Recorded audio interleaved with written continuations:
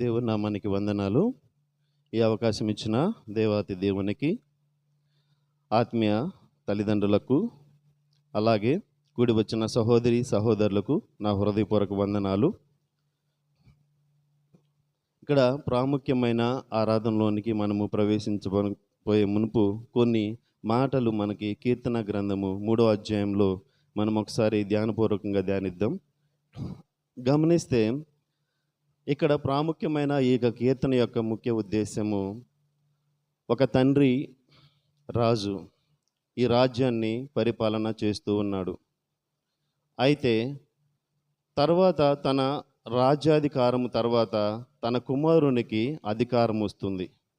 కానీ కుమారుడు ముందుగానే దురాలోచనతో, దురుద్దేశముతో తన తండ్రి యొక్క అధికారాన్ని, ఆ రాజ్యాధికారాన్ని ముందుగానే కైవసం చేసుకొని పరిపాలన చేయాలనే దురుద్దేశముతో తండ్రి మీదే ఆయన తిరుగుబాటు చేసినప్పుడు ఆ తండ్రి మనోవేదనతో రాసిన ఈ కీర్తనే ఈ 3వ కీర్తన.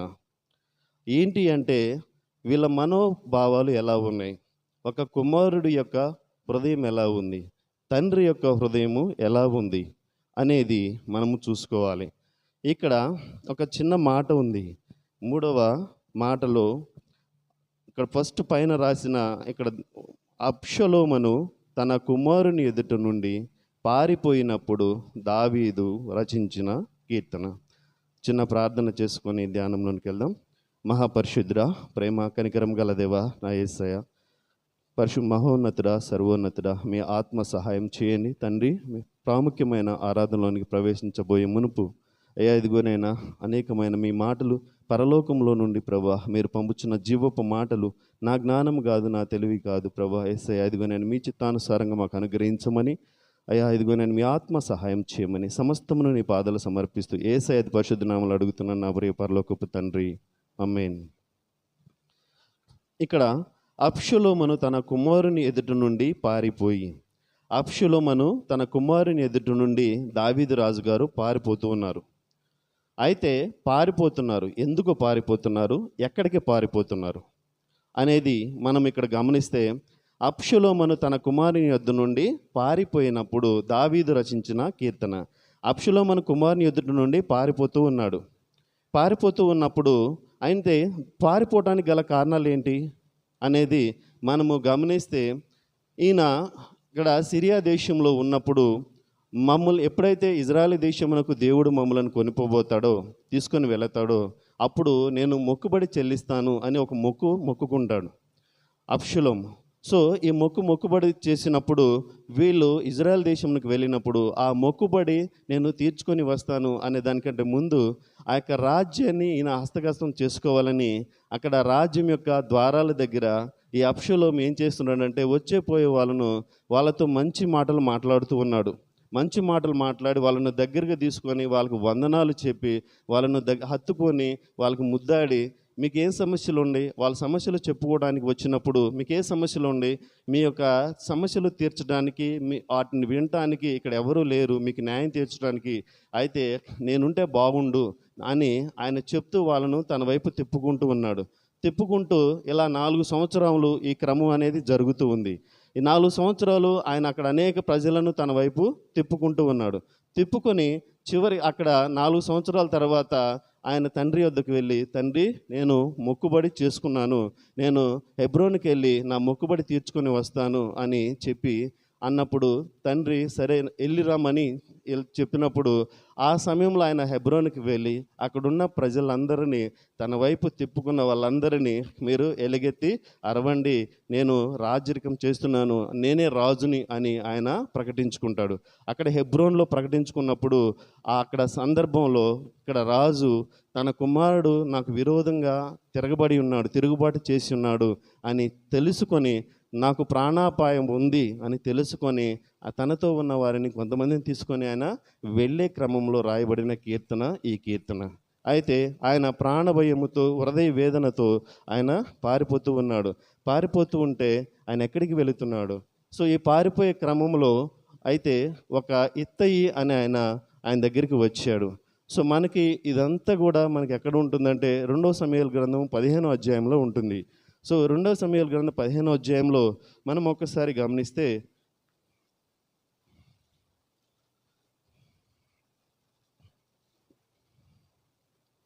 2 సమూయేలు గ్రంథము 15వ అధ్యాయంలో ఇక్కడ 6వ వచనం 7వ వచనములో 4 సంవత్సరములు జరిగిన మీదట అబ్షలోము రాజు నొద్దకు వచ్చి, నీ దాసుడైన నేను సిరియను దేశమునందలి గెషూరు నందుండ యెహోవా నున్న యెరూషలేమునకు తిరిగి రప్పించిన యెడల నేను ఆయనను సేవించదనని మొక్కుకుంటుని గనుక నేను హెబ్రోనునకు పోయి యెహోవాకు నేను మొక్కుబడి తీర్చుకున్నటకు నాకు సెలవిమ్మని మనవి చేయగా 4 సంవత్సరములు ఇక్కడ మనము చూసుకుంటే 4 సంవత్సరముల వరకు అక్కడున్న ప్రజలందరినీ తన వైపు తిప్పుకుంటూ వచ్చాడు. సో తిప్పుకుంటూ వచ్చిన ఈ క్రమంలో ఆయన తనకు తానుగా రాజుగా ఆయన అనౌన్స్ చేసుకున్నాడు. రాజుగా అనౌన్స్ చేసుకున్నప్పుడు ప్రాణ భయముతో ఆయన పారిపోతూ ఉన్నాడు. సో అప్పుడు పలుకుతున్న మాట, మనము ఎక్కడికి వెళుతున్నారు, ఈయన ఎక్కడికి వెళుతున్నాడు అనేది, అంటే తన కుమారుడు తిరుగుబాటు చేశాడు. అభిషేకించబడిన వ్యక్తి ఆయన తిరిగి తన కుమారుడి మీద యుద్ధం చేయలేడా? తన కుమారుని ఆయన హతమార్చి ఆయన మళ్ళీ తన రాజ్యాన్ని కొనసాగించగలడు. కానీ ఆయన హృదయము ఏ విధంగా ఉన్నదో మనం ఒక్కసారి గమనిద్దాము. సో ఇక్కడ ఒక మాట మనకి 3వ కీర్తనలోకి వెళితే ఆయన మొదటి పలుకుతున్న మాట, నా మీదికి లేచువారు అనేకులు, దేవుని వలన యెహోవా నన్ను బాధించువారు ఎంతో విస్తరించున్నారు, నా మీదికి లేచువారు అనేకులు. మనం అక్కడ పై మాట మనం గమనిస్తే అబ్షలోమును తన కుమారుని ఎదుటి నుండి పారిపోతున్నాడు, అంటే తన కుమారుని యొద్ద నుండి పారిపోతున్నాడు. కానీ ఇక్కడ దావీదు రాజు గారు ఏం మాట చెప్తున్నారు? యెహోవా నన్ను బాధించేవారు ఎంతో విస్తరించున్నారు. సో తన కుమారుని యొద్ద నుండి ఆయన పారిపోతున్నాడు. కానీ ఇక్కడ ఆయన పలుకుతున్న మాట, ఇక్కడ ఏం పలుకుతున్నారు? నన్ను బాధించేవారు ఎంతో విస్తరించి ఉన్నారు, ఎంతోమంది ఉన్నారు, అయితే నా మీదకి లేచువారు అనేకులు. ఎట్లా అనేకులు అయ్యారు? ఒక తన కుమారుని బట్టి ఆయన పారిపోతున్నాడు. కానీ ఇక్కడ ఎట్లా అనేకులు అయ్యారంటే 4 సంవత్సరములు ఆ రాజ్యములో ఉన్న వాళ్ళనందరినీ మాయమాటలు చెప్పి తన వైపు తిప్పుకోబట్టి ఆయన అంతమంది జనాన్ని చూసి, నేనే రాజుని, ఈ పరిపాలన చేసేది ఇక నేనే అని ఆయన హెబ్రోన్లో చేసుకున్నప్పుడు, ఈ జనానంతటిని చూసినప్పుడు ఆయన కలిగింది, నాకు విరోధులు అనేకులు అయి ఉన్నారు, ఇప్పుడు నేనేం చేయాలి అని దేవుని యొద్ద మొరపెడుతూ ఉన్నాడు. సో మొరపెడుతున్నప్పుడు 2వ మాటగా మనం చూస్తున్నప్పుడు దేవుని వలన అతనికి రక్షణ ఏమి దొరకదని నన్ను గూర్చి వారు చెప్పుకొని వారు అనేకులు. ఈ గుంపంతా ఏం చెప్తున్నారు అంటే, దేవునికి విరోధంగా ఉన్న వాళ్ళంతా ఇప్పుడు తన కుమారుడైన అబ్షలోము దగ్గరికి వెళ్ళి ఆయన చెప్తున్న మాట ఏంది అంటే, అతనికి దేవుని వలన కూడా ఇప్పుడు ఇక్కడ ఉన్న వాళ్ళందరూ నా వాళ్ళు అయిపోయారు, దేవుని వలన కూడా దేవుడు కూడా అతనికి, నా తండ్రికి సహాయం చేయలేడు, అతని సహాయం చేసేవారు ఎవరూ లేరు, దేవుడు కూడా ఆయన్ని రక్షించలేరు. ఎందుకు అంటే తన ప్రజలందరూ ఇప్పుడు నా దగ్గర ఉన్నారు, నా కనుసన్నలో ఉన్నారు, కాబట్టి ఇప్పుడు నేనే రాజుగా ప్రకటించుకున్నాను, ఆయనను ఇంక దేవుడు కూడా రక్షించలేడు అని తన తండ్రిని గురించి ఆయన ఇక్కడ మాట్లాడుతున్నాడు. ఆ మాట మనం దేవుని వలన అతనికి రక్షణ ఏమీ దొరకదు అని ఆయన అనుకుంటున్నాడు. అనేకులు నా గురించి అట్లా అనుకుంటున్నారు. సో కాబట్టి అప్పుడు నన్ను గురించి అనేకులు చెప్పుకొనుచున్నారు అని ఇక్కడ చెప్తూ ఉన్నారు. చెప్తూ ఆయన ఇంకొక మాట మనము కిందకు వస్తే, సో ఇక్కడ చూసుకుంటే ఇప్పుడు పలుకుతున్న మాట, యెహోవా నీవే నాకు కేడెంగాను, నీవే నాకు అతిశయాస్పదంగాను, నా తల ఎత్తువాడవుగాను ఉన్నావు. ఈయన ఏమి అంటే ఇటువంటి పరిస్థితులు వచ్చినప్పుడు దేవుని మీద ఆధారపడుతున్నాడు. నీవే నా తల ఎత్తువానిగా ఉన్నావు, దేవునికి మొరపెడుతున్నాడు. ఈయన పారిపోతూ ఎక్కడికి వెళ్తున్నాడో ఒకసారి చూద్దాం. ఈయన పారిపోతూ ఉన్నాడు, అంటే శత్రు యుద్ధ నుండి ఆయన పారిపోతూ ఉన్నాడు. సో పారిపోతూ ఎక్కడికి వెళ్తున్నాడు అనేది కూడా మనం ఒక ప్రాముఖ్యమైన విషయంగా మనం చూసుకోవాలి. సో 2 సమూయేలు గ్రంథము ఒకసారి మనం 15వ అధ్యాయంలోనికి వెళ్తే, ఇక్కడ 2వ సమూయేలు గ్రంథము 15వ అధ్యాయము, ఇక్కడ దావీదు రాజు గారు తన కుమారుడు తిరుగుబాటు చేసినప్పుడు ఆయన పారిపోతున్నాడు. ప్రాణ భయముతో, మరణ వేదనతో ఆయన పారిపోతున్నాడు. ఆయన ఎట్లా పారిపోతున్నాడు, ఎక్కడికి పారిపోతున్నాడు అనేది మనం ఇక్కడ ప్రాముఖ్యంగా చూసుకోవాలి. ఎందుకంటే ఇక్కడ చూసుకుంటే 2వ సమూయేలు గ్రంథము మనకి 15వ అధ్యాయము 30వ వచనంలో మనం ఒకసారి చూద్దాము. చదవండి సిస్టర్. దావీదు ఒలీవ చెట్లు కొండ ఎక్కుచు ఏడ్చుచు తల కప్పుకొని పాదరక్షకులు లేకుండా కాలినడకన వెళ్ళాను. అతని ఎద్దునున్న జనులందరూ తలలు కప్పుకొని ఏడ్చుచు కొండ ఎక్కిరి. చాలు సిస్టర్, ఇక్కడ చూస్తే దావీదు ఒలీవ చెట్ల కొండ యొద్దకు ఏడ్చుచు తల్ల కప్పుకొని పాదరక్షకులు లేకుండా కాలినడకను వెళ్ళాను. తనతో జనులందరూ కూడా వెళ్ళారు. ఈయన ఎక్కడికి వెళ్ళారు? ఒలీవల కొండ యొద్దకు వెళ్ళాడు. ఏడ్చుకుంటూ ఆయన శత్రువు ఆయనను తరుముతూ ఉన్నప్పుడు, శత్రువు ఆయన తరుముతున్నాడు ప్రాణ భయంతో. ఈయన ఎక్కడికి వెళ్తున్నాడు? ఒలీవల కొండకి వెళ్తున్నాడు. ఒలీవల కొండకి ఎందుకు వెళ్తున్నారు? యేసయ్య ఆయన అంటే యేసుప్రభు వారు ఈ లోకంలో మనిషి కుమారుడుగా ఉన్నప్పుడు ఆయన మొదటంతా ఉదయం అంతగాన అక్కడ పరిచర్య చేసేవాళ్ళు. రాత్రి సమయంలో ఎక్కడికి వెళ్ళేవారు? ఒలీవల కొండకి వెళ్ళి అక్కడ ప్రార్థన చేసుకుంటూ ఉన్నారు. సో అలాగే సిలువ వేయబడబోయే మునుపు, ఆయన అప్పగింపబడపోయే ముందు రోజు ఆయన రాత్రి ఎక్కడ ప్రార్థన చేశారు? ఒలీవల కొండ మీద ప్రార్థన చేశారు. అయితే 3 రోజులు రాత్రి పగలు ఆయన యొక్క ప్రసంగము ఎక్కడ మొదలైంది? ఒలీవల కొండ మీదే మొదలైంది. ఎందుకు ఒలీవల కొండ మీద మొదలైంది ఎందుకు అనేది అక్కడ కింద ఒక మాట ఉంది. అంటే 32 వచనము, అదే అధ్యాయము 2 సమూయేలు 15 అధ్యాయము ఇప్పుడు 32, దేవుని ఆరాధించు స్థలము ఒకటి ఆ కొండ మీద ఉండెను. అందుకు వెళుతున్నాడు. ఇక్కడ ఎందుకు వెళ్తున్నాడంటే దేవుని ఆరాధించడానికి, ఆ యొక్క దేవుని యొక్క సన్నిధికి ఆయన వెళుతున్నాడు. శత్రువు ఆయనను ఏం చేస్తున్నాడు? తరుముతున్నాడు. శత్రువు తనకి విరోధులయ్యి శత్రువుని తరుముతూ ఉంటే, తన కుమారుడే తనకు విరోధి అయి శత్రువై తరుముతూ ఉంటే ప్రాణ భయముతో ఆయన పారిపోతూ ఉన్నాడు. పారిపోతూ ఎక్కడికి పారిపోతున్నాడు? ఒలీవల కొండకి పారిపోతున్నాడు. ఎట్లా పారిపోతున్నాడంటే ముసుగు కప్పుకొని చెప్పులు కూడా లేకుండా, ఒక రాజు ముసుగు కప్పుకొని చెప్పులు కూడా లేకుండా ప్రాణ భయంతో వెళుతూ ఉన్నాడు. ఒలీవల కొండకి వెళుతున్నాడు. ఎందుకు అంటే దేవునికి ఆరాధన చేయడానికి. ఆయనకి ఎన్ని కష్టాలు వచ్చినా ఆయన ఎన్ని భయంకరమైన పరిస్థితి ఇది. ఈ పరిస్థితిలో ఆయన ఏం చేయాలి? అభిషేకించబడిన వ్యక్తి, ఆయన ఒక రాజు తిరుగుబాటు చేసి కుమారుడి మీద యుద్ధం చేయగలడు. కుమారుడిని హతమార్చి ఆయన రాజ్యాన్ని ఆయన పరిపాలన కొనసాగించగలడు. కానీ ప్రాణ భయముతో ఏం చేస్తున్నాడు? పారిపోతున్నాడు. ఎక్కడికి పారిపోతున్నాడు? దేవుని సన్నిధికి పారిపోతున్నాడు. దేవుని సన్నిధికి పారిపోయి ఆయన ఏం చేస్తున్నాడు? దేవునికి మొరపెడుతున్నాడు. ఈ శత్రువులను దేవుడికి అప్పచెప్తున్నాడు. తన మీద ఆయన పోరాటం చేస్తున్నాడు. తనకు విరోధంగా ప్రవర్తిస్తున్న శత్రువులని ఆయన ఏం చేస్తున్నాడు? దేవునికి అప్పచెప్తున్నాడు. సో అదే క్రమంలో ఆయన ఒలీవల కొండ మీదకు అంటే దేవుడు ప్రార్థించిన స్థలము దేవుని సన్నిధికి వెళుతున్నాడు. దేవుని సన్నిధికి మనము కూడా మనకు దుఃఖకరమైన పరిస్థితులు, మన శత్రువు మన మీద పోరాటం చేస్తున్నప్పుడు, ప్రాణపరమైన స్థితులు వచ్చినప్పుడు మనం ఎక్కడికి వెళ్ళాలి? మనము ఏం చేయాలి అంటే ఇక్కడ అబ్షలోము ఏం చేశాడు? అనేకమైన మనుషులను కూర్చుకొని ఆయనే రాజుగా ప్రకటించుకున్నాడు. కానీ ఇక్కడ దావీదు రాజు గారు ఏం చేస్తున్నారో ఒలీవల కొండ దేవుని సన్నిధికి వెళ్ళి ఆయన దేవుని దగ్గర మొరపెడుతూ ఉన్నాడు, దేవునిది ఆరాధన చేస్తున్నాడు అనేది ఇక్కడ మనం చూసుకోవచ్చు. ఈ క్రమంలో ఆయన పారిపోయే క్రమంలో ఒక వ్యక్తి ఆయన దగ్గరికి వచ్చాడు. అయితే ఒక తండ్రిగా ఏం చేస్తున్నాడంటే ఆయన యొక్క ఇక్కడ 2 సమూయేలు గ్రంథంలోనే మనం ఒకసారి చూస్తే 21 వచనంలో 19 వచనంలోనే మనము చూస్తే, రాజు గిత్తీయుడగు ఇత్తయిని కనుగొని, నీవు నివాస స్థలము కోరు పరదేశివై ఉన్నావు, నీవెందుకు మాతో కూడా వచ్చుచున్నావు? ఒక వ్యక్తి అయితే ఇక్కడ దావీదు రాజు గారు ఆయన పారిపోతున్నాడు. ప్రాణభయంతో పారిపోతున్నప్పుడు ఒక వ్యక్తి ఆయనను అనుసరిస్తున్నాడు, ఆయనను వెంబడిస్తున్నాడు. ఎందుకు ఆయన వెంబడిస్తుంటే, నువ్వు ఆయన రాజుగా ప్రకటించుకున్నాడు కదా, రాజు దగ్గరికి వెళ్ళు, నన్ను ఎందుకు వెంబడిస్తున్నావు? నా దగ్గర ఏముంది, నేను ఎటు వెళ్ళాలో ఏం చేయాలో నాకు తెలియదు, కానీ నేను పారిపోతుంటే నువ్వు నన్నెందుకు వెంబడిస్తున్నావు?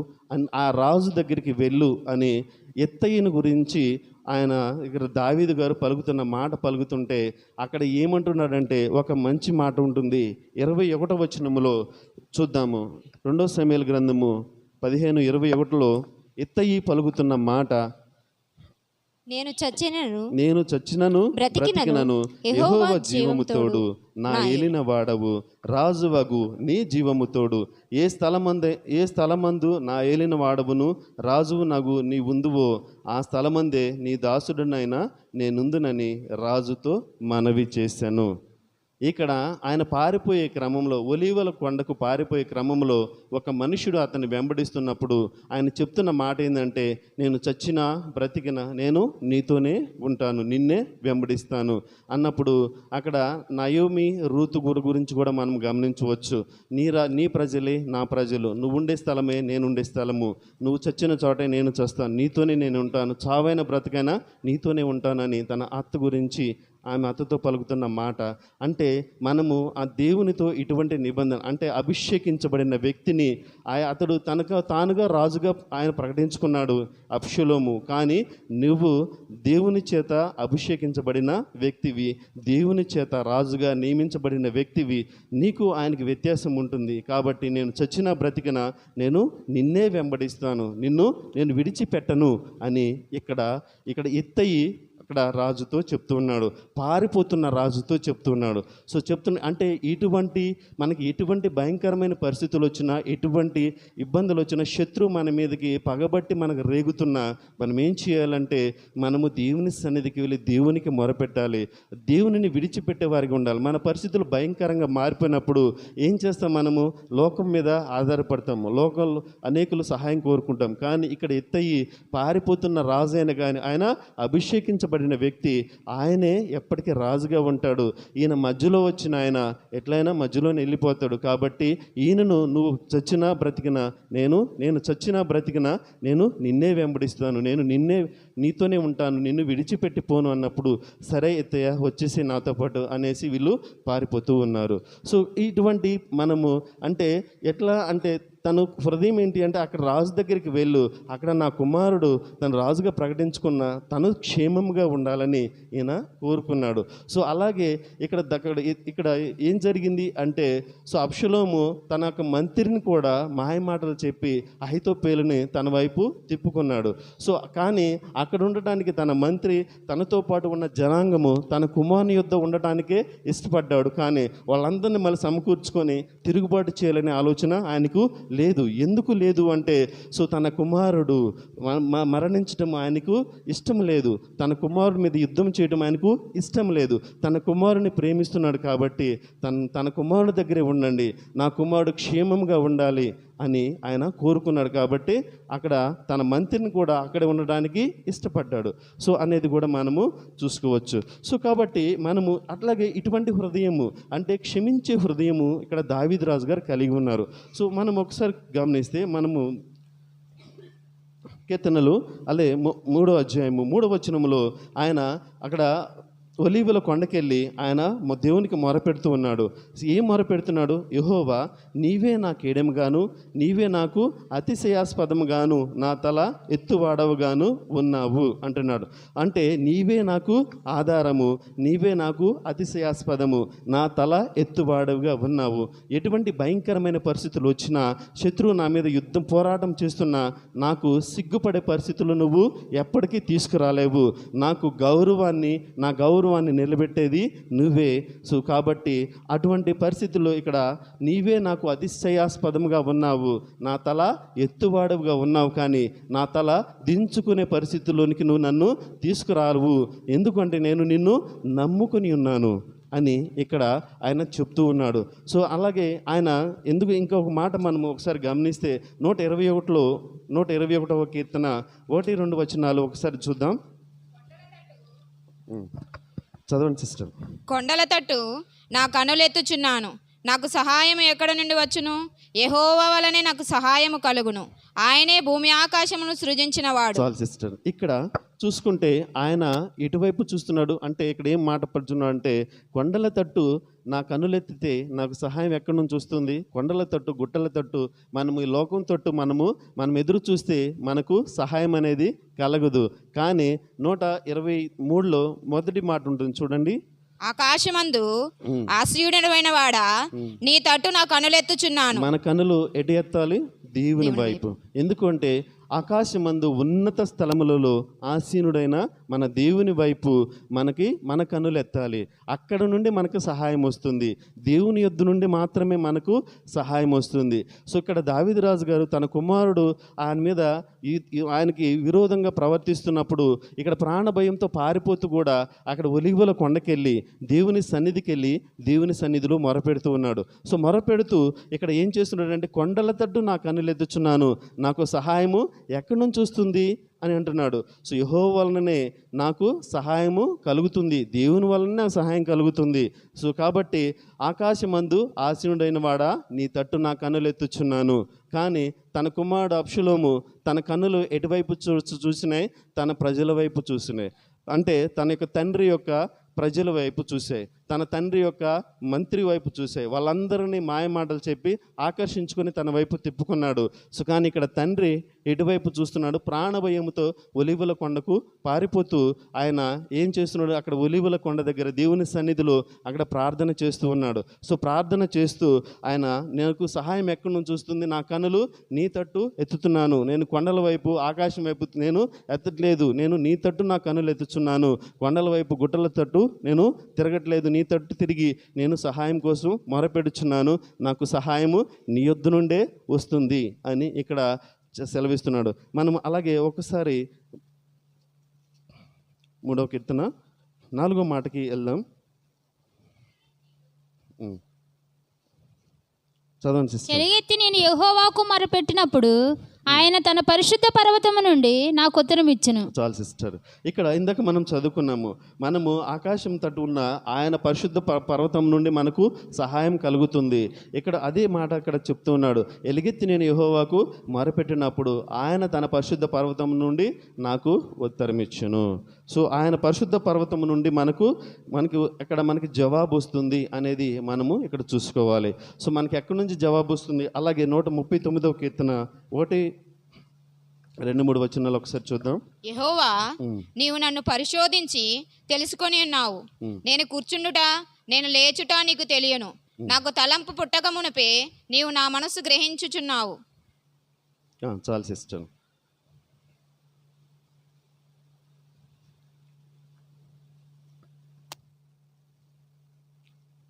నూట 39. యెహోవా, నీవు నన్ను పరిశోధించి తెలుసుకుని ఉన్నావు. నేను కూర్చుండుట నేను లేచుట నీకు తెలియను. నా తలంపు పుట్టక మునిపే నీవు నా మనసు గ్రహించుచున్నావు. నా నడక నా పడక నీవు పరిశీలన చేసి ఉన్నావు. నా చర్యలన్నిటిని నీవు బాగుగా తెలుసుకుని ఉన్నావు. కాబట్టి నేను ఏ పరిస్థితుల్లో ఉన్నానో, ఏ పరిస్థితుల్లో నేను పారిపోతున్నానో, ఎక్కడికి పారిపోతున్నానో నీకు తెలుసు. కాబట్టి నన్ను రక్షించువాడవు నీవే అని చెప్తూ ఇక్కడ ఆయన పలుకుతున్న మాట ఒకసారి మనము చూద్దాం. ఎలుగెత్తి నేను యెహోవాకు మొరపెట్టినప్పుడు ఆయన తన పరిశుద్ధ పర్వతం నుండి నాకు ఉత్తరం ఇచ్చును.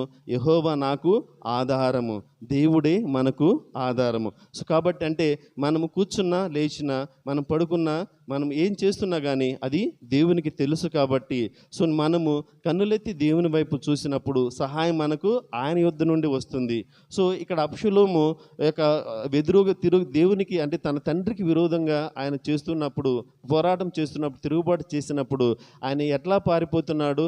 ఆయన చెప్పులు కూడా లేకుండా ఒలీవల కొండకు ఏడ్చుకుంటూ పారిపోతున్నప్పుడు ఆ సందర్భంలో తన వైపు ఒక వ్యక్తి, ఎంతోమంది తనను వెంబడించినప్పుడు ఎందుకు నా దగ్గరికి వెళ్తున్నారు? రాజుగారి దగ్గరికి వెళ్ళిపోవచ్చు కదా, ఆయన దగ్గరికి వెళ్తే మీకు క్షేమం ఉంటుంది. ఎటు వెళ్ళాలో, ఎందుకు వెళ్తున్నానో నాకు అర్థం కావట్లేదు, నేను వెళ్తున్నాను, నన్ను ఎందుకు వెంబడిస్తున్నావు అంటే, నువ్వు పలికిన మాట చచ్చినా బ్రతికినా నేను నీతోనే ఉంటాను. సో ఎందుకంటే నువ్వు అభిషేకించబడిన వ్యక్తివి.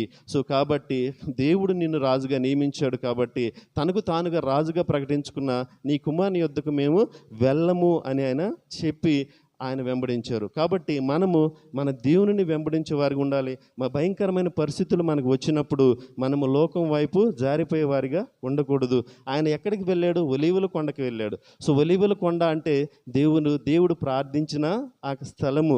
అక్కడ ఆయన మనకి అంటే ఆయనకి సిలువకు అప్పచెప్పబోయే మునుపు ఆయన రాత్రిలో అక్కడ ప్రార్థన చేశారు, కన్నీటి ప్రార్థన చేశారు. అంటే ప్రసంగం 3 రోజుల ప్రసంగం కూడా అక్కడ చేశారు. అంటే పరిచర్య అక్కడ నుండే మొదలైంది. అంటే దేవుని సన్నిధి. ఆ దేవుని సన్నిధికి వెళ్ళి ఆయన ఆరాధన చేశాడు. సో కాబట్టి ఇక్కడ మాట పలుకుతుండే, యెహోవా నాకు ఆధారము, కావున నేను పండుకొని నిద్రపోయి మేలుకొందును. నేను హాయిగా నిద్రపోయి హాయిగా నేను లేస్తాను. ఎందుకంటే నా చర్యలన్నీ నువ్వు ఎరిగి ఉన్నావు, నన్ను రక్షించేది నీవే అని దేవుని మీద ఆధారపడుతున్నాడు. కానీ అబ్షలోము ఎవరి మీద ఆధారపడ్డాడు? ఆయన తండ్రి యొక్క రాజ్యం మీద, అంటే తండ్రి యొక్క ప్రజల మీద ఆధారపడ్డాడు. కాబట్టి మనము అట్టి విధంగా ఉండొద్దని ఇక్కడ దేవుడు సెలవిస్తున్నాడు. సో ఇక్కడ ఇంకో వచనం మనం చూస్తే, 10,000 మంది దండెత్తి నా మీదకి వచ్చి మోహరించినను నేను భయపడను. ఎందుకు అంటే నా పక్కన 1000 మంది కూలినను, నా కుడి పక్కన 10,000 మంది కూలినను అపాయము నా యొద్దకు రాదు అంటున్నాడు. సో కాబట్టి అంటే ఎందుకు అంటే, సో దేవుడే మనము సహాయం చేసేవాడు. సో కాబట్టి మనం కన్నులెత్తి దేవుని వైపు చూస్తూ మనము ఆరాధన చేయాలి. అప్పుడు మనకు సహాయం ఎక్కడ ఉందో, మనకి కొండల వైపు గుట్టల వైపు చూస్తే సో మనకు అక్కడ నుండి సహాయము రాదు. మనకి ఎక్కడి నుండి సహాయం వస్తుందంటే, సో ఆయన ఉన్నత స్థలములలో ఉన్న ఆ యొక్క పరలోకముల నుండి, అక్కడి నుండి మనకు సహాయం వస్తుంది. కాబట్టి మనము చేతులు మన హృదయాన్ని దేవుని తట్టు తిప్పుకొని మనము ఆరాధన చేయాలి. ఎటువంటి మనస్తత్వం కలిగి ఉన్నాడంటే, సో ఇక్కడ మనం చెప్తే ఇక్కడ 7వ మాటలో, యెహోవా లెమ్ము, నా దేవా నన్ను రక్షింపుము, నా శత్రువులందరినీ దవడ ఎముకల మీద కొట్టువాడవు నీవే, దుష్టుల పళ్ళు వెరగొట్టువాడవు నీవే. ఇక్కడ ఆయన ఏం కోరుకుంటున్నాడు అంటే, నువ్వు అతనిని చంపివేయొద్దు, నాకు విరోధంగా ఉన్న నా కుమారు నువ్వు చంపొద్దు. ఎందుకంటే నువ్వు అతని దవడేం అంటే అతని నోరు మూసే, అతని హృదయాన్ని మార్చు అని ఇక్కడ తన కుమారుడు గురించి ఇక్కడ ప్రార్థన చేస్తున్నాడు.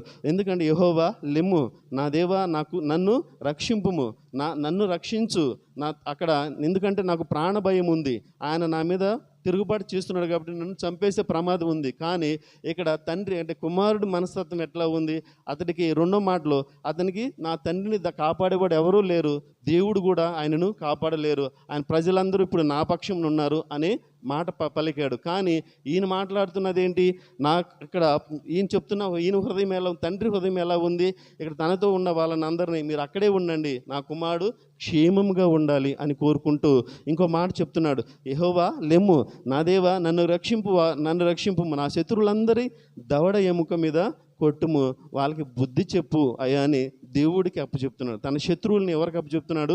దేవుడికి అప్పచెప్తున్నాడు. సో అదే దవడ ఎముక మీద కొట్టువాడవు నీవే, దుష్టుల పళ్ళు వెరగొట్టువాడవు నీవే అంటున్నాడు. బుద్ధి చెప్పమంటున్నాడు కానీ చంపమేయమని కోరుకోవట్లేదు. తన కుమారుతో ఉన్న వాళ్ళని, తన కుమారుడికి బుద్ధి చెప్పు అని ఇక్కడ కోరుకుంటున్నాడు. కానీ చివరికి ఇంకో మాట మాట్లాడుతున్నాడు, ఇది తండ్రి యొక్క హృదయము. సో ఎందుకంటే ఆయన నా హృదయానుసారుడు అని దేవుడే చెప్పాడు. దావీదు నా హృదయానుసారుడు, ఎందుకంటే ఆయన దయా హృదయం కలిగినవాడు, దీన మనసు కలిగినవాడు. కాబట్టి సో తండ్రి హృదయం ఈయన కలిగి ఉన్నాడు. తన కుమారుడిని కావాలని చంపేయచ్చు, కానీ మీరు అందరు నాతో పాటు ఉన్న వాళ్ళందరూ అక్కడే ఉండాలి, నా కుమారుడు క్షేమంగా ఉండాలి అని చెప్తూ ఆయన ఏం చెప్తున్నాడు, ఆయనను తనకు బుద్ధి చెప్పు అని ఇక్కడ చెప్తూ ఉన్నాడు. అలాగే చివరి మాటగా రక్షణ యెహోవాది, రక్షించేది దేవుడు మాత్రమే. సో రక్షణ యెహోవాది, నీ ప్రజల మీదకి నీ ఆశీర్వాదము వచ్చునుగాక. ఇక్కడ ఏం చెప్తున్నాడు, వాళ్ళకి బుద్ధి చెప్పు, వాళ్ళ హృదయ ఆలోచన దుష్టత్వంతో నిండి ఉంది, దానిని సరిచేయి. నేను అక్కడ ఒలీవల కొండ యొద్దకు వెళ్ళి ఆయన దేవుని సన్నిధికి వెళ్ళి కన్నీటితో మొరపెడుతూ ఉన్నాడు, నా కుమారుడికి బుద్ధి చెప్పు, తన హృదయాలోచన మార్చు అని తనతో పాటు ఉన్న వాళ్ళకి బుద్ధి చెప్పు అని చెప్పి మీ ప్రజల మీదకి నీ ఆశీర్వాదము వచ్చుగాక అంటున్నాడు. సో అక్కడ మోషే అహరోనులు ఏం చేశారు, ఈ మాట వాళ్ళు పలకలేకపోయారు. ఎందుకు అంటే వాళ్ళు ఇశ్రాయేల్ ప్రజలు సనుక్కుంటూ కొనుక్కున్నప్పుడు మీకోసం నేను నీళ్ళు ఇవ్వాలా అని వాళ్ళని తిట్టారు. కానీ ఇక్కడ వాళ్ళందరూ విరోధంగా ప్రవర్తించినప్పుడు ఇక్కడ దావీదు గారు ఏం మాటలు మాట్లాడుతున్నారు, రక్షణ యెహోవాది, నీ ప్రజల మీదకి నీ ఆశీర్వాదము వచ్చునుగాక, నువ్వు వాళ్ళను ఆశీర్వదించు, వాళ్ళని బాగు చేయి, కానీ వాళ్ళను మరణానికి అప్పు చెప్పొద్దు, నా కుమారుణ్ణి మరణానికి తీసుకువెళ్ళొద్దు అని చెప్పి అలా ఏం చెప్తున్నాడు, మొరపెడుతున్నాడు. సో కాబట్టి ఇటువంటి హృదయం మనం కలిగి మనము దేవునికి ఆరాధన చేయాలి. సో ఎటువంటి హృదయం కలిగి ఉన్నాడు, దుష్టాలోచన కలిగి ఉన్నాడు. తర్వాత రాజ్యం, తన తండ్రి తర్వాత అధికారం తన వారసత్వంగా తన కుమారుడికి వస్తుంది, ఇక్కడ మనకి అబ్షలోముకి వస్తుంది. కానీ ఏం చేయాలి, ముందుగానే నాకు రాజరికం కావాలి, ముందుగానే నాకు పదవులు కావాలని దుష్టాలోచనతో తండ్రి మీదకే తిరుగుబాటు చేశాడు. ఆ తర్వాత తండ్రి తిరుగుబాటు చేయకుండా పారిపోతున్నాడు. కుమారుని యుద్ధ నుండి పారిపోతున్నాడు. ఎక్కడికి పారిపోతున్నాడు? దేవుని సన్నిధికి పారిపోతున్నాడు. పారిపోతూ మొరపెడుతున్నాడు, నా కుమారుణ్ణి శిక్షించు, కానీ అతను చంపివేయద్దు, తనతో ఉన్న వాళ్ళందరికీ క్షేమం కలుగచేయి, వాళ్ళని ఆశీర్వదించమని కోరుకుంటున్నాడు. ఇటువంటి హృదయము దావీదు గారు కలిగిన హృదయము. ఇటువంటి హృదయము కలిగి మనము కూడా మనలో ఉన్న దుష్ట ఆలోచన తీసుకొని ఆయన ఎటువైపు కనులెత్తుతున్నాడు? ఆకాశమందున్న దేవుని వైపు కనులెత్తచ్చు, అక్కడి నుండే నాకు సహాయం వస్తుంది, కానీ నేను కొండల వైపు గుట్టల వైపు నా కనులెత్తనని అటువైపు కనులెత్తి ఆయన దేవుని సన్నిధిలో దేవునికి ఆరాధన చేస్తున్నాడు. ఇటువంటి ఆరాధన క్రమము మనము కలిగి ఉండాలి. దేవుడి వాక్యం దీవించునుగాక.